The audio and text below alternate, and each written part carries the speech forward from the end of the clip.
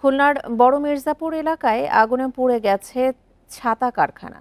গত রাত ১:৩০টার দিকে নগরের শামসুর রহমান রোডের রহমান ছাতার কারখানায় আগুন লাগে। ফায়ার সার্ভিস জানায়, শামসুর রহমান রোডের ৫তলা ভবনের ৩তলা ও ৪তলায় আগুন লাগে। পরে আগুন ছড়িয়ে পড়ে পাশের আরেকটি ৫তলা ভবনের ৩, ৪ ও ৫ তলায়।